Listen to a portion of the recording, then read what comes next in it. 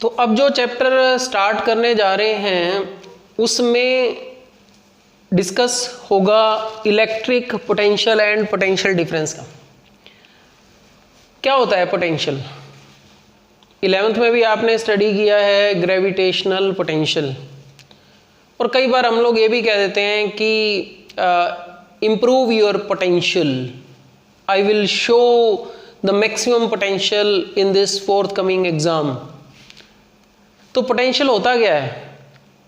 एक तरह से स्ट्रेंथ। कुछ वर्ड जो हैं वो हमें बहुत पावरफुल से लगते हैं, जैसे momentum, momentum that is the strength of motion. Potential, potential ये क्या है? ये फील्ड, फील्ड की स्ट्रेंथ को बताता है।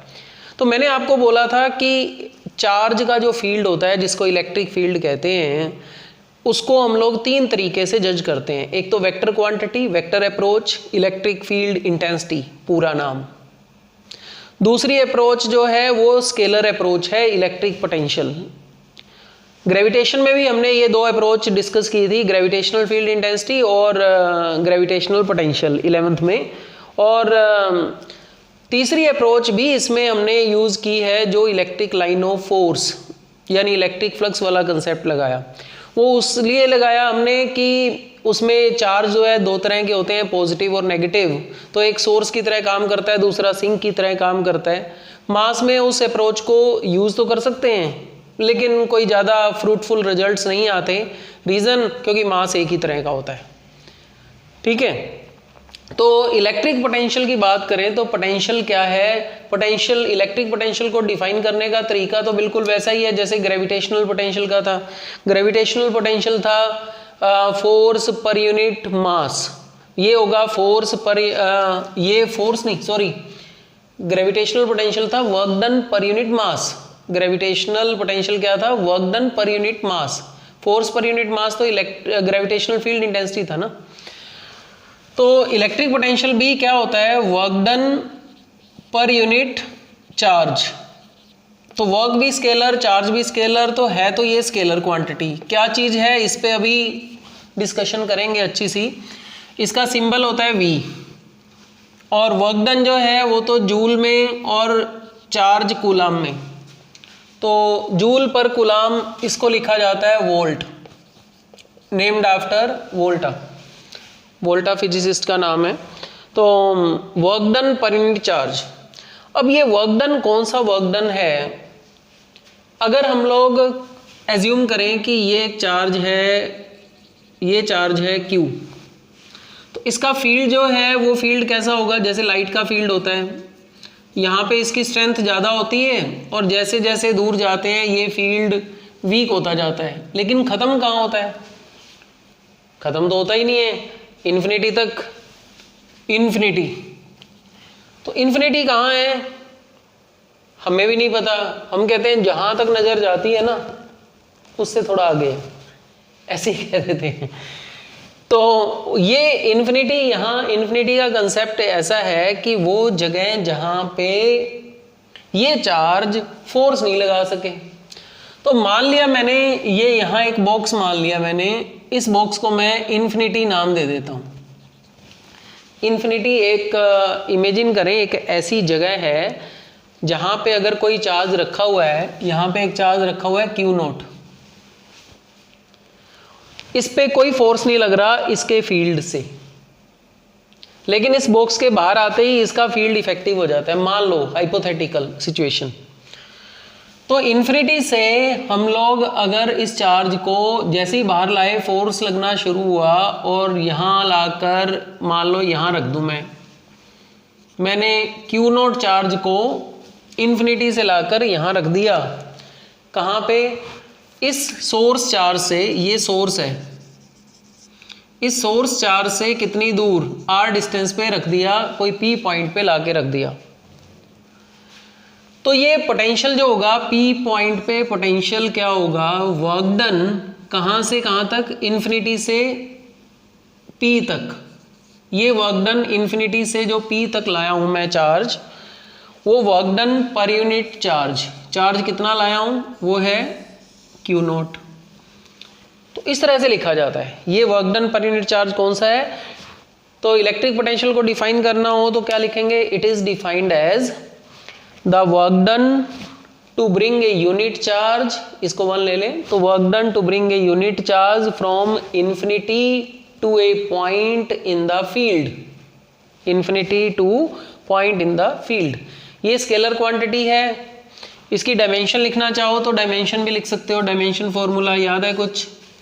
Work done energy, work done या तो force into displacement, m1 l1 t minus 2, ये फोर्स हो गया, डिस्प्लेसमेंट l हो गया चार्ज का, I is equal to Q by T, तो Q is equal to I into T, क्योंकि करंट ही फंडामेंटल है ना, चार्ज फंडामेंटल क्वांटिटी नहीं है, तो ये आ जाएगा AT।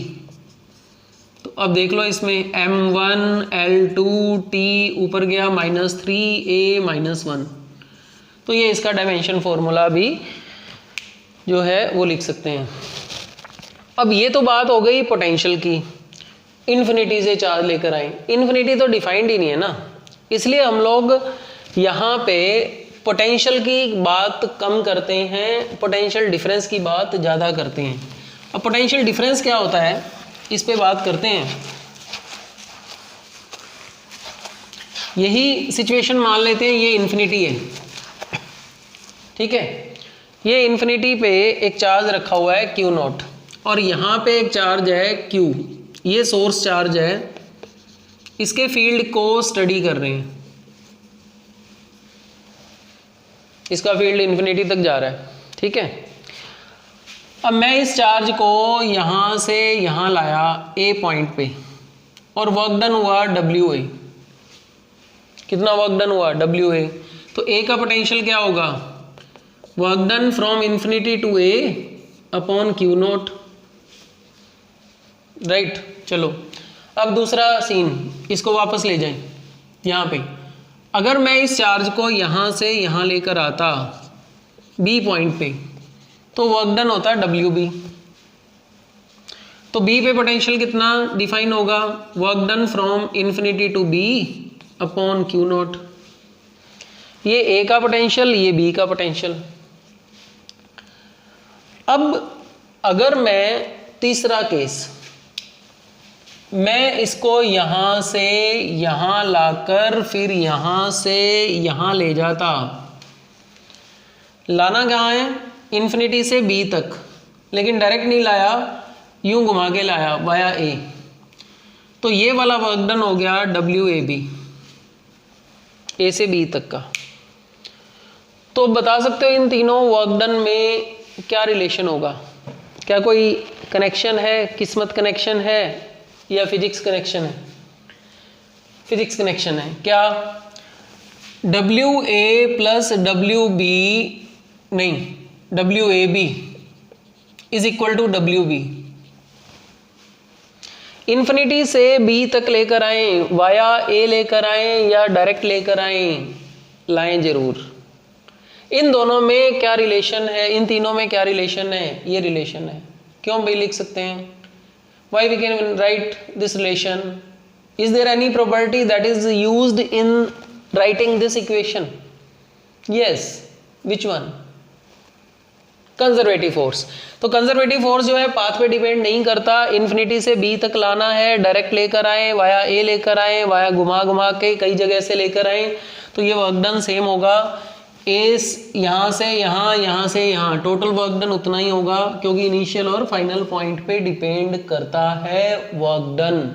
कंजर्वेटिव फोर्स का वर्क डन इनिशियल और फाइनल पॉइंट पे डिपेंड करता है। तो WAB को लिखा हमने WB माइनस WA, ठीक है। ये WB क्या है? इन्फिनिटी टू A, ये एक्चुअली क्या है? A की बात है, इन्फिनिटी टू A, और ये क्या है? Infinity to B। तो दोनों नोटेशन लिख सकते हैं। अब पूरी इक्वेशन को मैं अगर डिवाइड कर दूं Q0 से,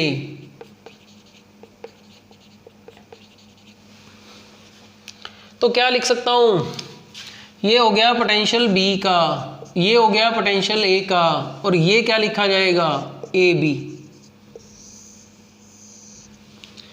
VAB is VB minus VA। VAB क्या है? Potential difference between A and B। Potential difference between A and B is work done per unit charge. A से B तक अगर मैं Q0 चार्ज को ट्रांसफर करता हूं तो ये work done per unit charge in दोनों के बीच का पोटेंशियल डिफरेंस होगा। ठीक है, तो यूजुअली क्या करते हैं हम लोग, इन्फिनिटी तो हमें भी नहीं पता कहाँ पे है, हम लोग क्या कर रहे हैं, हमारी दुनिया में चार्ज एक जगह से दूसरी जगह ट्रांसफर कर रहे हैं, एक जगह से दूसरी जगह ट्रांसफर कर रहे हैं। तो चार्ज जो है वो तो टोटल चार्ज तो सिस्टम का कंजर्व रहता है ना, तो हम लोग हमारी दुनिया में चार्ज को इधर से उधर, उधर से इधर पटक रहे हैं, तो हर जगह पोटेंशियल है। जैसे 3 पिन प्लग में आप देखते हो कि इस तरह से ये 3 पिन प्लग होता है, तो इसमें ये वाला तो अर्थ के लिए होता है, ये फेस है, ये न्यूट्रल है मान लो, तो ब्लैक कलर वाली वायर जो है वो न्यूट्रल होती है, फेस वाली रेड कलर की वायर होती है। यहाँ पे हम लोग 2 पिन सॉकेट लगाते हैं, तो इन दोनों के बीच में जो हम लिखते हैं कि हमारे घर में 220 वोल्ट सप्लाई आती है, वो 220 वोल्ट पोटेंशियल डिफरेंस होता है इन दोनों के बीच में। इसका मतलब एक यूनिट चार्ज को, 1 कूलाम चार्ज को यहाँ से यहाँ पे ट्रांसफर कर दें तो हमें 220 जूल का वर्क करना पड़ता है। 1 coulomb charge is shifted from this terminal to this terminal, we will have to perform 220 joule of work and that is recorded by the meter, जिसके लिए हम लोग इलेक्ट्रिसिटी बिल पे करते हैं। तो ये चीज है पोटेंशियल डिफरेंस से रिलेटेड, ये पोटेंशियल डिफरेंस हो गया। तो ये तो बात की हमने फिजिक्स के कंसर्न में कि क्या होता है इलेक्ट्रिक पोटेंशियल और क्या होता है पोटेंशियल डिफरेंस, और डेली लाइफ एक्सपीरियंसेस में पोटेंशियल डिफरेंस यूज होता है इंस्टेड ऑफ पोटेंशियल। लेकिन थ्योरेटिकली हम लोग पोटेंशियल की भी बात करते हैं, क्वेश्चंस भी करते हैं, उस पर बहुत सारी बातें करते हैं। अब इसका फिजिकल मीनिंग हम लोग कोशिश कर रहे हैं समझने की। मान लो एक कंटेनर है, ये बहुत बढ़िया एग्जांपल है। ये कंटेनर A है और ये कंटेनर B है। 11th में भी इससे मैं कुछ चीज़ें डिस्कस करता हूँ। कंटेनर A में यहाँ तक 10 लीटर वाटर फिल किया हुआ है इस साइड तक, और ये थिन ट्यूब है, इसमें यहां तक बी कंटेनर में ये 1 लीटर वाटर फिल किया हुआ है। इसको बॉटम लाइन से इन दोनों को हमने मान लो इस तरह से एक वॉल लगाकर इसको कनेक्ट किया हुआ है। ये सिचुएशन है। अब अगर मैं कह दूं कि इस वॉल को ओपन करें, इसको ओपन कर दें, तो लिक्विड कहां से कहां जाएगा? पहला ऑप्शन A से B, दूसरा ऑप्शन B से A, तीसरा ऑप्शन नो फ्लो, फ्लो ही नहीं होगा, चौथा ऑप्शन कुछ भी हो सकता है, एनी अमंग दीज 3, 1 2 3, और अगर पांचवा ऑप्शन लिखूं तो आपको पता ही है क्या लिखूंगा, MSPKB। क्या होता है? मम्मी से पूछ कर बताएंगे, मम्मी सब जानती है नहीं? ओके, तो इनमें से देख के बताएं, पोज देखकर सोच लें कि क्या होगा। क्या होगा कि वाटर जो है वो फ्लो B से A होगा, B to A। कई बार मन में आता है ना कि इसके पास 10 लीटर है, उसके पास 1 लीटर है, तो ऐसे फ्लो होना चाहिए, वो बेचारा गरीब है, उसको दे दें। आप लोग हैं ही इतने अच्छे कि यही टेंडेंसी आती है ना, उसके पास तो बहुत कम है ना, 1 लीटर ही है। तो कई स्टूडेंट जो है वो दिल से सोचते हैं लेकिन दिल से सोचने पे काम चलता नहीं है। फिजिक्स जो है वो दिमाग वालों की है, दिल वालों की तो दिल्ली है, तो यही कहते हैं।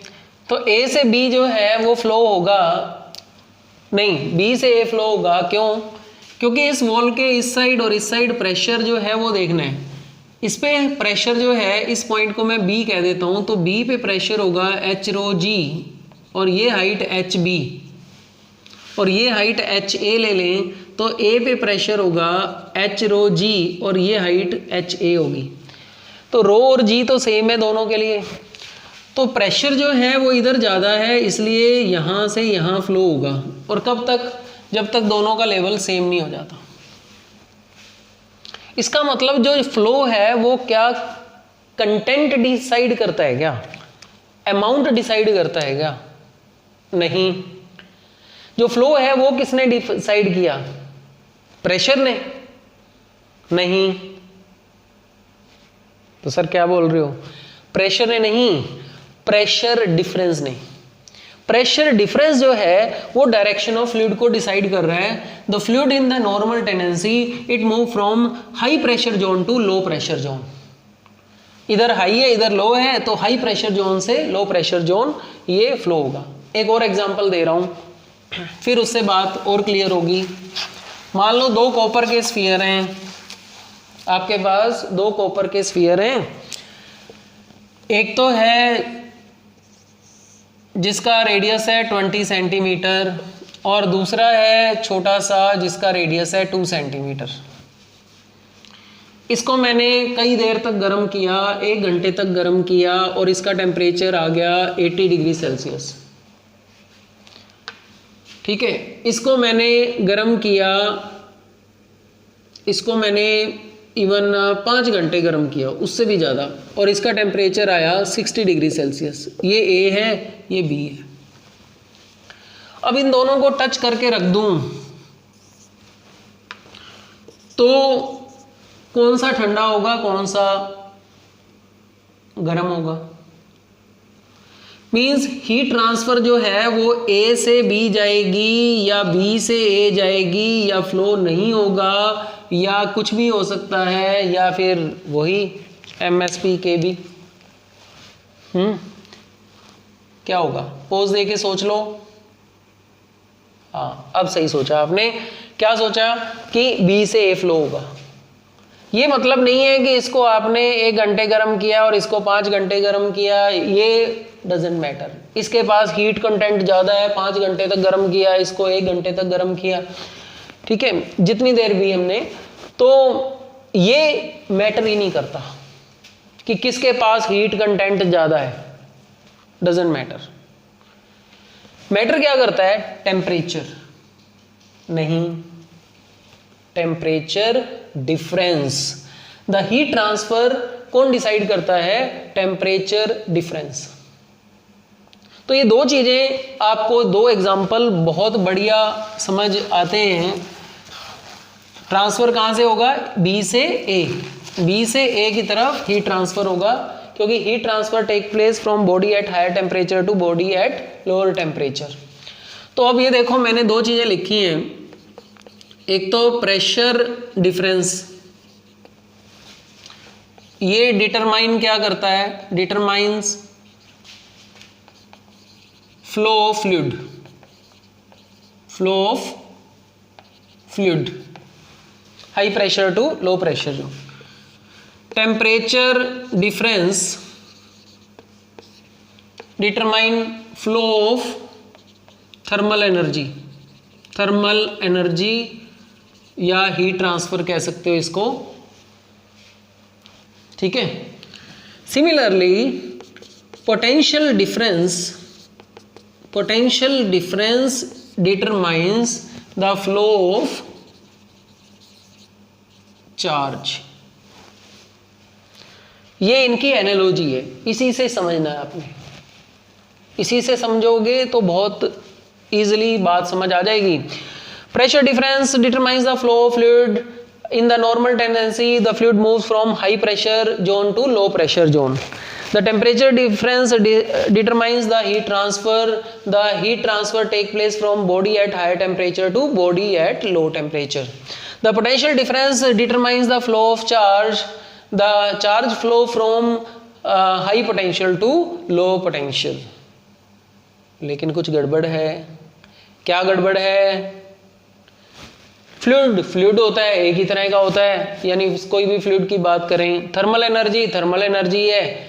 चार्ज तो दो तरीके का होता है, एक पॉजिटिव एक नेगेटिव। कि सर किसकी बात कर रहे हो, कौन से चार्ज की, पॉजिटिव की नेगेटिव की? ये पॉजिटिव, ये पॉजिटिव, ये भी पॉजिटिव। अब देखो, अब इस पे बात करो। Potential difference determine the flow of charge. ठीक, the charge flow, positive charge flow from body at high potential to body at low potential, no matter how much charge a body has.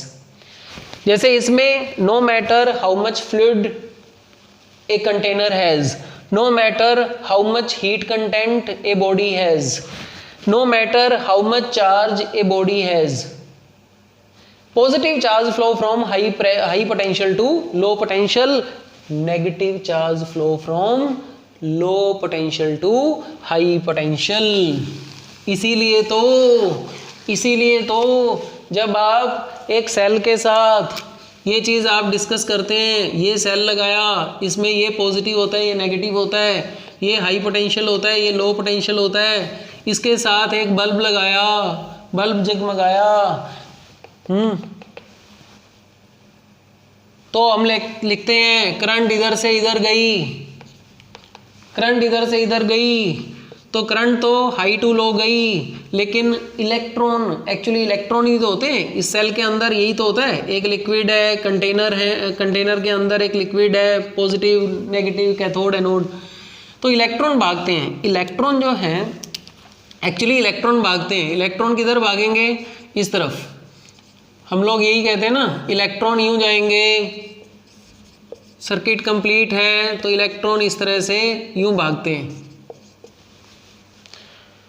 तो electron जो है वो low potential से high potential गए, और current की direction जो है वो opposite to the flow of electron लेते हैं बाय कन्वेंशन, तो करंट जो है वो हाई टू लो पोटेंशियल जाती है। तो पोटेंशियल डिफरेंस जो है वो चार्ज के फ्लो को डिटरमाइन करता है। अब जैसे अगर समझ आ गई बात, नहीं आई पूरी तरह से, आपको लग रहा है समझ आ गई, लेकिन अभी क्रॉस चेक करता हूं। देखो, मान लो मैंने कहा कि दो बॉडी हैं ए और बी, इसके पास है 200 माइक्रो कूलाम चार्ज पॉजिटिव, और इसके पास है -100 माइक्रो कूलाम चार्ज। इन दोनों बॉडीज को, ये दो बॉडीज हैं, कॉपर के स्फीयर मान लो, ठीक है, इन दोनों को मैंने टच किया, तो आपने ये बताना है कि चार्ज का फ्लो किधर से किधर होगा। ए से बी, बी से ई, नो फ्लो, कुछ भी हो सकता है, और मम्मी से पूछकर बताएंगे क्या आंसर होगा। ए से बी कह रहे हो, सोच लो, पोज देके सोच लो। बी से, कई तो ये सोच रहे हैं कि मन तो कर रहा है ए से बी, लेकिन फिजिक्स में आंसर उल्टे ही होते हैं, इसलिए ना बी से बोल दो, सही हो जाएगा। फ्लो होगा ही नहीं, कुछ भी हो सकता है, मम्मी से पूछकर बताएंगे। इसका आंसर है 4th या 5th, हम बता ही नहीं सकते। मैंने आपको ये कहा, आपने ध्यान से सुना क्या नहीं सुना, कि दो कॉपर के स्फीयर हैं, मैंने आइडेंटिकल वर्ड नहीं बोला, कौन सा बड़ा है छोटा है कुछ भी नहीं कहा मैंने तो कहा दो स्फीयर हैं। यानी अगर मैं आपको ये कह दूं दो टैंक हैं और एक टैंक में 200 लीटर पानी है और दूसरे में 100 लीटर पानी है, उनको एक पाइप से ज्वाइन किया करें तो वाटर किधर से किधर फ्लो होगा, नहीं बता सकते। ये टैंक ऊपर रखा हुआ है छत पे, ये नीचे रखा हुआ है तो ऐसे फ्लो होगा, ये ऊपर रखा हुआ है ये नीचे रखा हुआ है तो ऐसे फ्लो होगा। अगर इस तरह से रखे हुए हैं कि दोनों की वाटर का लेवल सेम है, प्रेशर बॉटम पे सेम है, तो कहीं भी फ्लो नहीं होगा। तो सारे केस हो सकते हैं ना, ये भी हो सकता है, ये भी हो सकता है, ये भी हो सकता है। तो मम्मी जानती है कि वही इट मीन्स हमें नहीं पता, कुछ भी हो सकता है। अब यही चीज़ मैंने यहाँ कह दी, मैंने आपको चार्ज बताया है, मैंने आपको ये बताया है कि चार्ज इसका इतना है, इसका इतना है, मैंने पोटेंशियल तो बताया है नहीं। तो ये नहीं कह सकते कि किधर से किधर फ्लो होगा, नहीं कह सकते, ठीक है ना। अगर मैं आपको ये कह दूं, अगर ये क्वेश्चन ये होता कि दो बॉडी हैं, इसके पास कितना चार्ज है पता नहीं, इसका पोटेंशियल 200 वोल्ट है, इसका -100 वोल्ट है, ठीक है, प्लस भी लिख सकते हो भाई। तो अब अगर इन दोनों को टच करें तो चार्ज का फ्लो किधर से किधर होगा, positive charge flow from high potential to low potential, positive charge का फ्लो ए से बी होगा। अगर नेगेटिव चार्ज का फ्लो कहता है तो बी से ए होगा। तो पोटेंशियल डिफरेंस हमें पता होना चाहिए, ठीक है ना। तो ये चीज ध्यान रखना आप। अब कैसे इसका एक्सप्रेशन फाइंड आउट करना है इलेक्ट्रिक पोटेंशियल का और पोटेंशियल डिफरेंस का, तो इस पे अभी बात करेंगे आगे। तो देखें, मान लो एक ये चार्ज है Q, source charge, this is the source charge, और इसके फील्ड को स्टडी कर रहे हैं। तो ये फील्ड इसका इन्फिनिटी तक है। तो late consider a charge Q whose field is being studied here, और अनदर चार्ज Q नॉट, एक Q नॉट चार्ज जो है वो इसके फील्ड में लेकर आ रहे हैं। हमें कॉल आया कि भाई इसके फील्ड में एक चार्ज लेकर आ रहे हैं, तो हमने कहा, हम लोग सारी जो है रिपोर्टर्स को लेकर वहाँ पहुँच गए कि देखें कहाँ है वो चार्ज। तो जब हमने उसको देखा तो वो Q नॉट यहाँ था, मान लो कितने डिस्टेंस पे, x डिस्टेंस पे,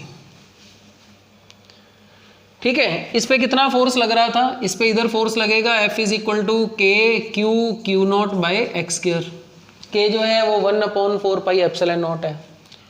तो हमने 1 मिनट वहां खड़े होके देखा कि भाई इसको जब लेकर आ रहे हैं, पता नहीं कहाँ से लेकर आए थे, हमने थोड़ा सा पार्ट, यही तो करते हैं कि बड़े बड़े डेरिवेशन में हम लोग थोड़ा सा पार्ट टेस्ट करते हैं, वो dx dt d theta dv कुछ भी होता है, उसको टेस्ट करते हैं, अच्छा लगता है तो इंटीग्रेट करते हैं। तो हमने 1 मिनट वहाँ रुक के देखा, इसने 2 कदम आगे बढ़ाए, हमने 1 मिनट रुक के देखा, इसने 2 कदम आगे बढ़ाए, यानी dx डिस्प्लेसमेंट इसने किया। हमने खूब तालियां बजाई, हमने कहा बहुत सुंदर, बहुत बढ़िया, बहुत अच्छा वर्क किया तुमने। कितना वर्क किया इसने, dw is equal to F dot D X. क्या चीज है ये, this is the work done to displace charge Q naught by dx amount in the field of Q charge, और f dx cos of angle कितना 180 है ना, 180 cos 180 is -1, तो minus f dx, इसको मैंने कह दिया इक्वेशन फर्स्ट, ठीक है, या माइनस इसको लिख दो के Q not by x square D x, एक ही बात है, ठीक है, इसको इक्वेशन फर्स्ट। तो हमने इस सिचुएशन में थोड़ा सा पार्ट टेस्ट किया, तो क्या आया, इतना आ गया, ये वर्क डन आ गया। हमने कहा बहुत बढ़िया, आप वर्क डन निकाल सकते हैं, वर्क डन निकाल दें, कहाँ से कहाँ तक, किसी भी पॉइंट, मान लो यहाँ से जर्नी शुरू हुई और यहाँ तक चली, यानी इससे R1 डिस्टेंस पे एक पॉइंट था A से, यहाँ से इसने जर्नी शुरू की थी, ये चलते चलते यहाँ तक आ रहा है, हम तो बीच में यहाँ पे पहुँच गए, हमने इसको थोड़ा सा यहाँ पे चेक कर दिया और ये R2 तक आया, तो क्या आएगा, ये आ जाएगा हमारे पास work done to shift a charge q not from one point of the field to another point in the field. तो ये वर्क डन जो आएगा ए से बी तक का, ये निकालना है। तो हम लोग इंटीग्रेट कर दें इस डी डब्ल्यू को ए से बी तक, ए से बी तक ऐसे लिख दो। तो ये आ जाएगा इंटीग्रेशन इसका। तो इसमें जो बाहर आ जाएगा कांस्टेंट माइनस के क्यू नॉट बाहर आ गया, x को ऊपर ले जाएं तो x की पावर -2 dx। x कहाँ से, x वहाँ a पे कितना था r1, और यहाँ पे b पॉइंट पे कितना है, ये b पॉइंट है, ये r2। अब इंटीग्रेट कर लो, x की पावर -2 का इंटीग्रेशन आता है ना, x की पावर n dx होता है x raise to n+1 over n+1, और n की जगह -2 रख दें तो x की पावर -2 dx हो जाएगा, x की पावर -2 + 1 -2 + 1, x की पावर -1 ओवर -1 मीन्स -1/x। इसको नीचे ले जाएं तो ये आ जाएगा -1/x माइनस के क्यू नॉट -1/x, ये r2 ये r1। तो ये वर्क डन क्या आ गया, ये वर्क डन आ गया a से b तक का work done minus minus plus के क्यू नॉट 1/r2 - 1/r1। इसको इक्वेशन नंबर 2 लिख दिया मैंने।